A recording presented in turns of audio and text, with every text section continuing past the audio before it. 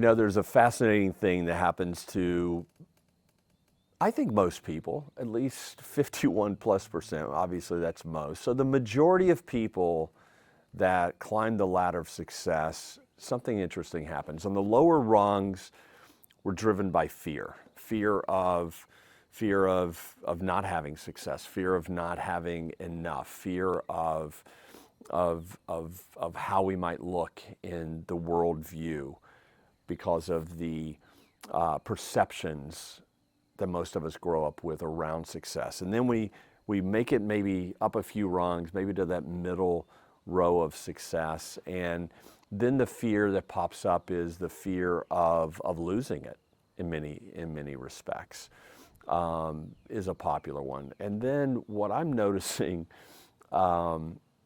is that for many people to make it to the top of the ladder of success, many people have the fear of, well, what if I lose it?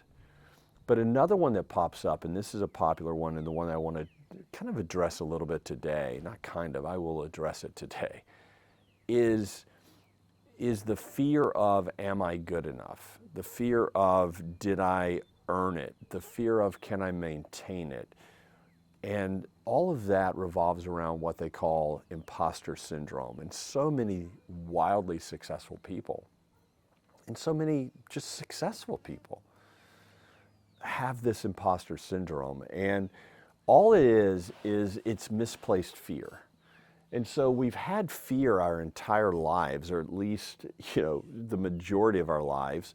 We have fear that drives us, that gets us to the level of success. And then once we've reached that level of success that we said that we wanted, and many times beyond that success, then we fear, well, am I good enough? Am I smart enough? Do I have what it takes? Am I really worthy of this? It's fear. It's all fear. And so the invitation is to really trade fear in and adopt and own faith. Faith that everything is divinely orchestrated. Faith that everything is in divine timing. Faith that everything is working out for me, not to me. Faith that everything always works out for the greater good. When we own faith, when we adopt faith, when we embody faith, then the fear just starts melting away. Now, there's another piece of that. And the other piece of that is that fear is hardwired into our brains and bodies. When we have fear, that fear it's an emotion. It's a strong emotion. And what happens is the synaptic connections in the brain where fear resides start firing and wiring, creating neural pathways of fear. And then the fear neural pathways get stronger and stronger and stronger, weakening the faith neural pathways. Now, the inverse of that is true. When we practice faith, when we close our eyes and see ourselves living with faith, when we feel faith, when we remember a time that we had faith, and when we embody faith, now the synaptic connections where faith lives start firing and wiring, creating stronger neural pathways to faith. And guess what happens to the neural pathways of fear? We're pruning them. They're getting weaker and weaker and weaker. And so we're reprogramming our brain, we're reprogramming our body by trading in and releasing fear for faith. So that's one piece. That's one piece of how to overcome imposter syndrome, is releasing fear, pruning fear out of our brain, and embodying faith. Now, there's another part of it.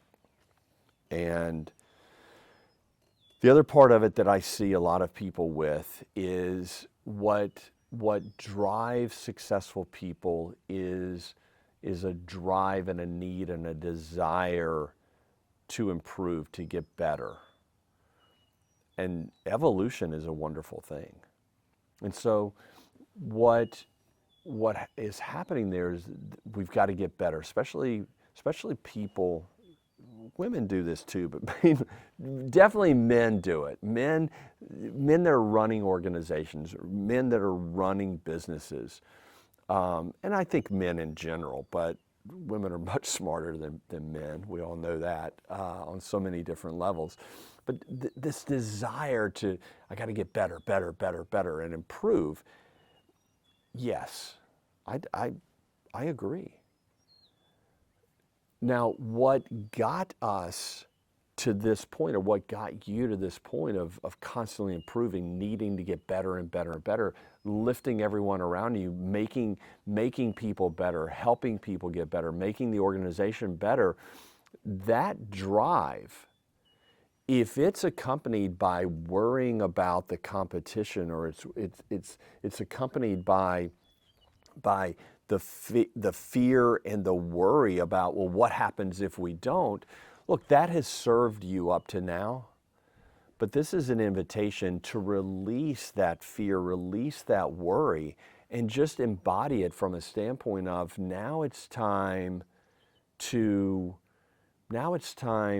patiently build and patiently grow and patiently evolve, and have faith that that evolution is going to continue. It doesn't need to be driven by impatience. It doesn't need to be driven by worry or fear any longer. It can be driven by the sheer fun and fulfillment of growth and evolution. Because what happens so many times is we don't enjoy the ride. We don't enjoy the growth because we're running. The old deal, stop and smell the roses. That's old because it's got a lot of truth to it. How can we slow down and reflect and appreciate where we've come from, and appreciate where we are? And when we do that, then we're able to also reflect and set intentions for where we're going. And we can set the intention of going there, having more fun, more fulfillment, more freedom, less fear, less worry, less stress.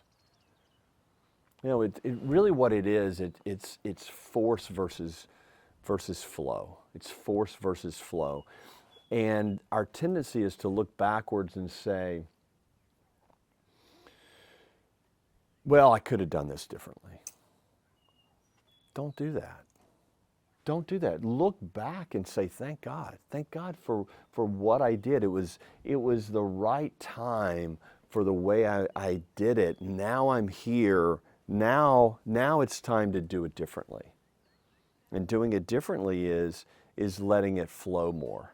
Still evolving, still looking at where the growth opportunity is, still looking at where can we grow, learn, improve, get better, be better, give more, do more. Nothing wrong with having more. But the invitation is really to go from forcing it and stressing about it and white knuckling it to letting it flow. Still contemplating, reflecting upon what's happening. And I say still contemplating, that's another, we don't contemplate enough. We concentrate a lot. We concentrate on one thing. It's the business, grow. How often do we contemplate and step back and look at the playing field? So these are some thoughts. I just had I have a lot of these conversations with clients, with friends, and I just finished a beautiful conversation with a dear friend who's wildly successful, and these were some of the things that we discussed. And so I'll kind of put a bow on this, and that is imposter syndrome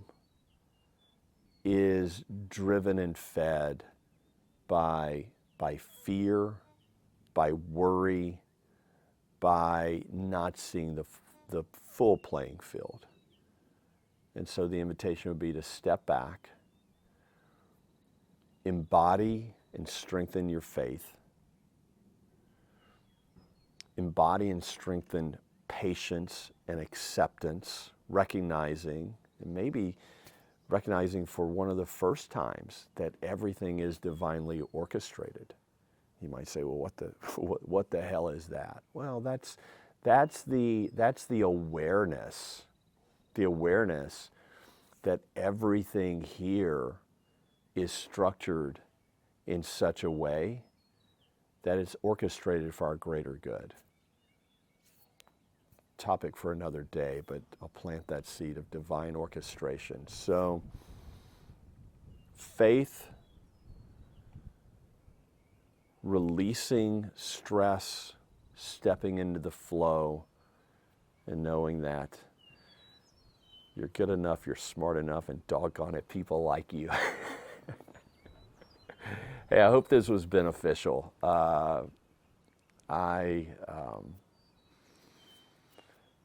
I appreciate people showing up and listening to this. This is a long one, way longer than it normally is, but I think we'll start doing a few more of these. So, wish you a beautiful day. Step into faith, step into the flow, and know that your life is divinely orchestrated, and it's all happening for you, not to you. Be well, my friends.